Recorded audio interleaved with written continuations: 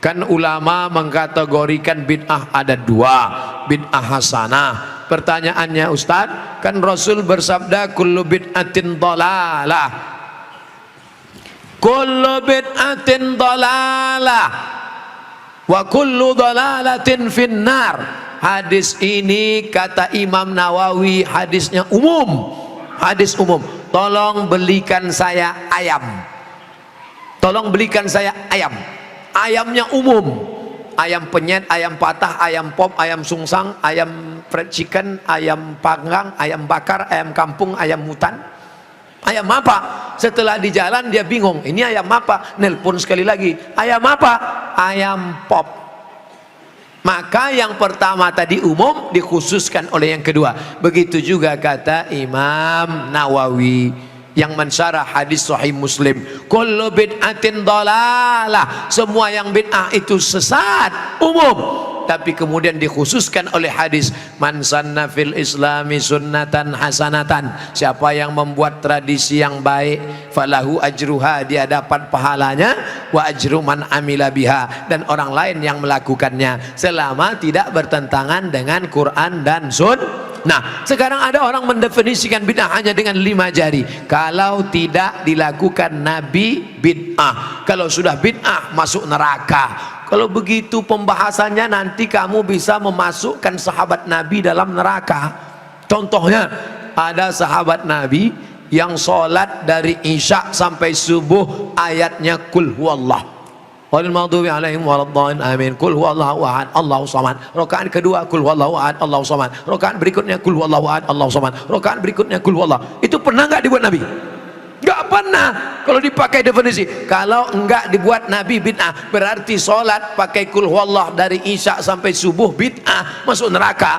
Nama sahabat Nabi yang sholat begitu siapa? Qatadah bin Nu'man dalam kitab hadis Musnad Ahmad bin Hambal. Tapi perbuatan itu dibenarkan Nabi, sunnah takririyah. Oke, itu Nabi masih hidup. Bagaimana dengan Abu Hurairah? Abu Hurairah sebelum tidur malam menyimpul tali 2000 simpul tali dipakai bertasbih sebelum tidur malam. Subhanallah, subhanallah, subhanallah, subhanallah, subhanallah. Ada diajarkan Nabi, hai orang-orang beriman, sebelum kau tidur malam ambil tali jemuran, buat 2000 simpul, sebelum tidur petik 2000. Ada? Tidak ada. Jadi kalau didefinisikan, kalau tidak dibuat Nabi bid'ah, engkau sudah memasukkan sahabat Nabi ke dalam neraka, karena definisi yang singkat, yang pendek, pemiskinan. Oleh sebab itu ulama faham, sudah saya tulis lengkap dengan dalil-dalilnya, 444 halaman terkait masalah bid'ah, bid'ah, bid'ah. Tidak semudah itu saudaraku. Ada namanya Imam Ibnu Taimiyah. Imam Ibnu Taimiyah kalau selesai sholat subuh, dia tidak keluar masjid, dia melihat ke atas membaca Al-Fatihah sampai terbit matahari. Bismillahirrahmanirrahim, alhamdulillah rabbil alamin, arrahmanirrahim, maliki yaumiddin, iyyaka na'budu wa iyyaka nasta'in, sampai terbit matahari. Itu tidak pernah dilakukan Nabi. Kalau dipakai definisi, kalau tidak dilakukan Nabi bid'ah, berarti Ibnu Taimiyah sudah membuat bid'ah karena membaca Al-Fatihah dari sejak sholat subuh sampai terbit matahari. Maka jangan katakan bid'ah kalau tidak dibuat Nabi bid'ah. Ini tidak betul. Yang betul adalah kalau tidak ada dalilnya bid'ah. Selama ada dalil hadis qauli, hadis fi'li, hadis takriri, perbuatan sahabat, qiyas, ijma', maka perbuatan itu tidak bid'ah. Bagaimana pandangan Ustadz dengan laki-laki yang berambut panjang? Apakah itu termasuk menyerupai perempuan? Saya belajar ke salah seorang syekh. Ketika itu ada yang nanya, "Syekh, apa betul Nabi Muhammad itu rambutnya panjang?" Maka syekh menjawab, Nabi Muhammad itu tinggalnya di gurun pasir.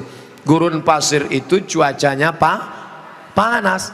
Maka kalau rambutnya pendek, nanti cahaya matahari kena ke kepala, maka dia bisa pusing, panas, dehidrasi, kurang cairan. Makanya Bapak Ibu ketika di Makkah disuruh pakai topi, pakai payung supaya jangan kena panas.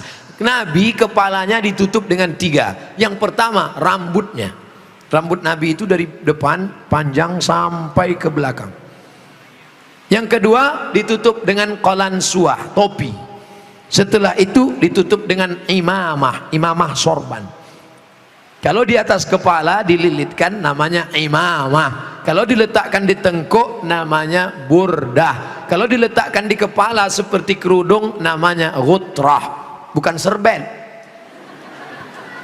Jadi Nabi kepalanya ditutupi dengan 3. Pertama, rambutnya panjang sampai ke tengkuk, dari depan ini sampai ke tengkuk segini, tebal.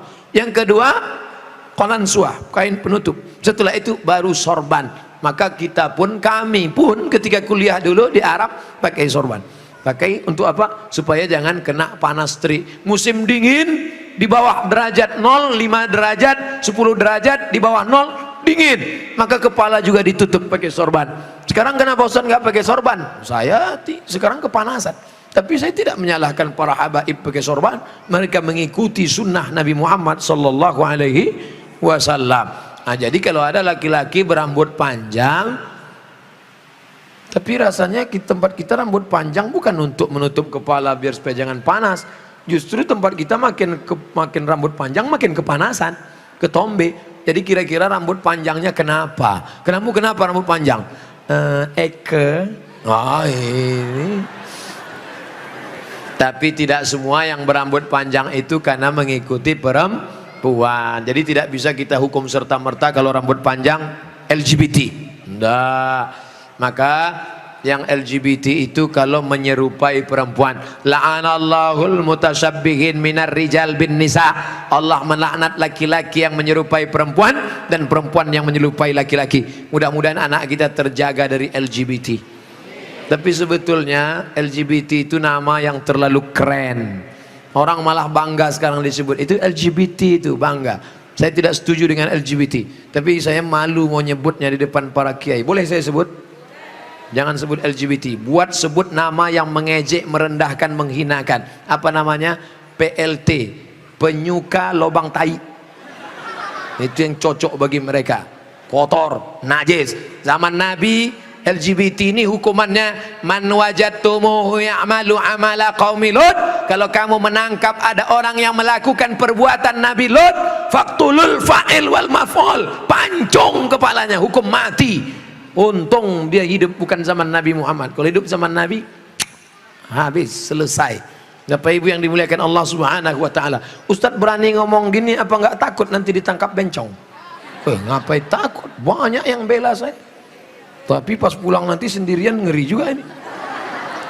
Insyaallah, wa ta'awanu 'alal birri wat taqwa, saling tolong menolong dalam kebaikan dan ketakwaan, wala ta'awanu 'alal itsmi wal udwan. Ingatlah saudaraku, ada satu kampung namanya kaum Sadum. Pernah dengar kata Sadum?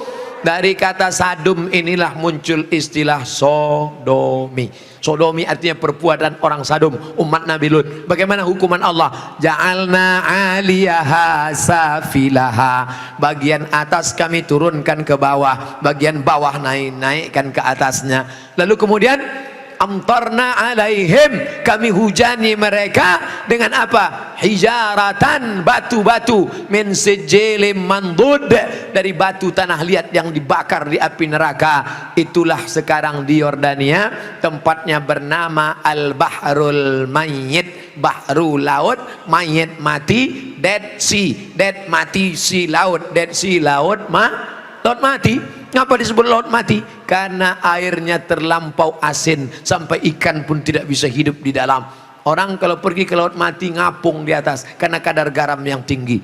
Nah, siapa yang punya kadas, kurap, kudis, gatal-gatal, mandi di situ sembuh. Di Yordania. Bapak Ibu yang dimuliakan Allah Subhanahu wa taala, Pompei salah satu kampung yang diisi oleh homo. Lalu kemudian datang lahar dari bukit turun ke bawah, rata dengan tanah, sampai mereka berubah menjadi patung-patung batu karena ditimpa oleh lahar. Tidak sempat merubah ekspresi wajah. Ekspresi wajah orang homo yang mati dalam keadaan melakukan hubungan seksual terlarang tak sempat merubah dari wajah kesakitan dengan wajah penderitaan. Begitu yang dialami masyarakat Pompei. Oleh sebab itu kita berdakwah, mengajak bukan karena benci tapi karena ingin menyelamatkan supaya kita selamat. La ta'murunna bil ma'ruf, ajak mereka berbuat baik, wala tanhauna 'anil munkar, larang mereka jangan sampai melakukan perbuatan mungkar. Kalau kamu diam saja, aku tidak khawatir, kata Sayyidina Ali,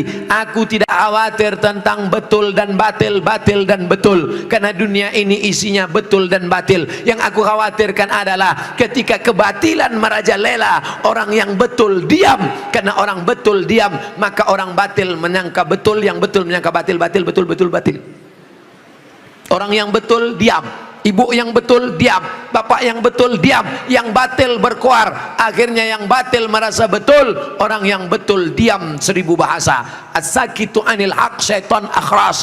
Orang yang betul tapi diam melihat kebenaran diinjak-injak, dia adalah syaitan akhras, setan bisu. Begitu kata Imam Abu Ali Ad-Daqqaq yang dikutip oleh Imam An-Nawawi dalam kitab Al-Minhaj Syarah Sahih Muslim Ibn Al-Hajjaj. Maka bersuaralah saudaraku, anak-anak muda, lawan kemungkaran ini. Terus berperang dengan HP-mu. HP-mu adalah senjata, bukan menebarkan kebencian, bukan menebarkan hoax, tapi dalam rangka watawasau bil haq watawasau bis sabr. Allahu akbar. Itulah kaji kita pada malam hari ini. Tausiah sudah 60 menit, menjawab pertanyaan 30 menit. Pas setengah 11, dari jam 9, 10, setengah 11 kita lanjutkan dengan membaca doa ala hazihin niyah al-fatihah. Jamalul wujudi bidzikril ilah wa tasful hayatu